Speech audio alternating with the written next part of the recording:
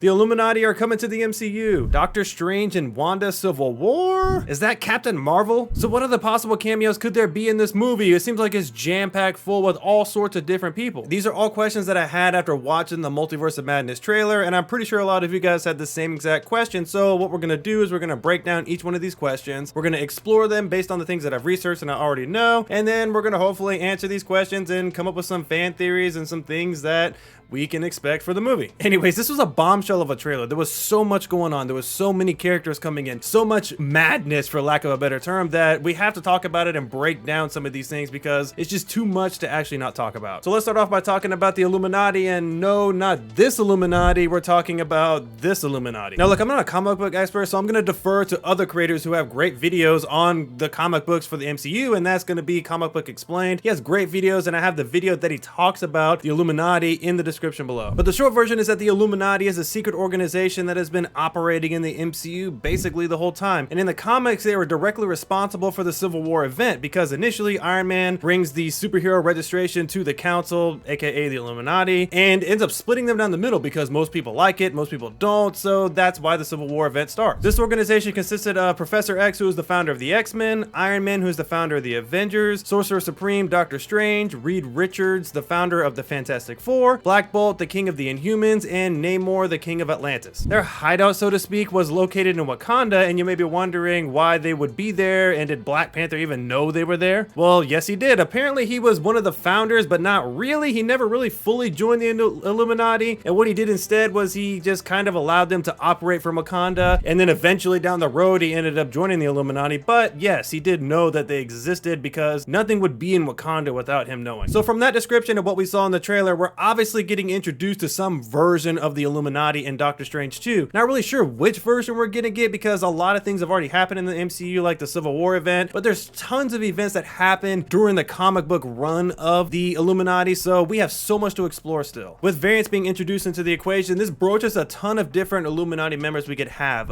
Obviously, we're gonna have Patrick Stewart as Professor X because we heard his voice during the trailer. Doctor Strange is being introduced to the Illuminati for the first time, so I imagine he will join them at some point. But in terms of the other members in the background that we can see silhouetted, I'm imagining that this is going to be Reed Richards, Black Bolt, and Namor for sure. But what about Iron Man? He was one of the founding members of the Illuminati, and he's one of the key voices in the organization, but he died in Endgame, so what do? I imagine they're going to have some sort of variant of Iron Man if they do introduce him in this movie. One theory I have, and I could be completely wrong about this, is that this group is not going to be operating out of Wakanda initially. I think that they're going to move to Wakanda eventually, but when we first meet them, they're going to be somewhere else, and that's why I think that they could introduce a variant of Iron Man at that point. There are seriously millions of different ways the MCU could go with this. I mean, with variants being introduced, with the multiverse being introduced, there's so much that can happen. So many characters that we've already seen have multiple versions of each other. It's just gonna get crazy, but I highly suggest that you watch the Comics Explained video if you want to get a deep dive into understanding the Illuminati during their run of the comics, because it's actually really interesting. All right, so now let's talk about this rift between Wanda and Doctor Strange, because this is probably one of the most interesting points in the trailer, because I didn't expect this, and this is probably the one thing that I don't really hear people talking a lot about. Plain and simple, I think Wanda is going to do some serious damage in this movie. I mean, she's obviously still grieving the death of Vision, and she's grieving now the loss of these kids that she had in this world that she was in, so she's just hurting a lot, and she obviously has some built-up resentment toward Doctor Strange as well. I feel like this is setting up a violent clash that could possibly kill one or more major characters, put the multiverse in a tailspin. Just Wanda seems like she's gonna lose control at some point in this movie. Also, a side note, apparently there's a rumor slash fan theory that suggests that Wanda's ultimately responsible for erasing the mutants from existence in the distant past. This could be a variant of Wanda, this could be this Wanda that we have ourselves, but apparently Wanda could potentially be responsible for why we don't have mutants in the universe, and this is going to be the truth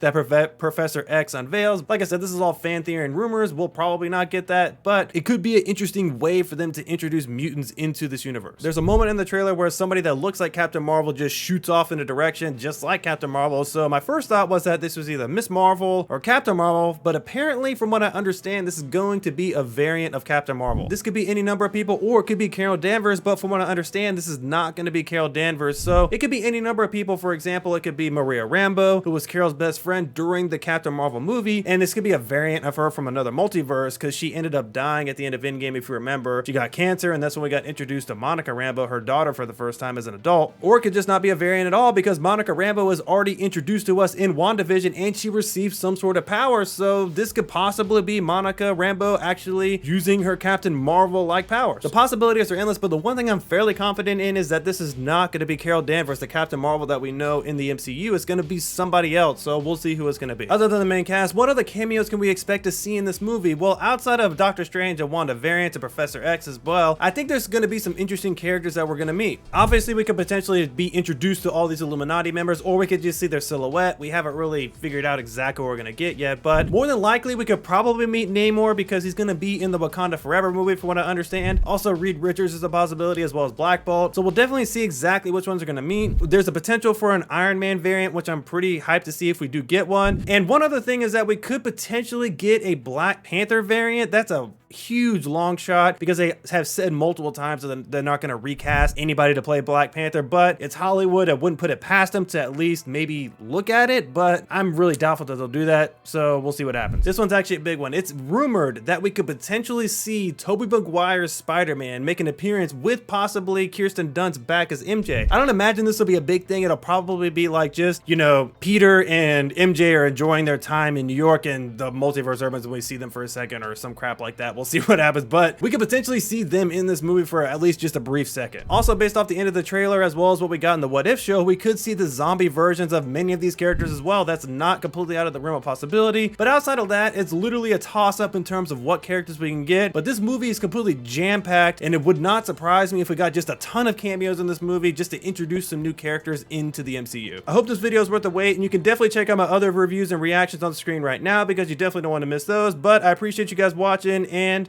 as always, we'll see you next time.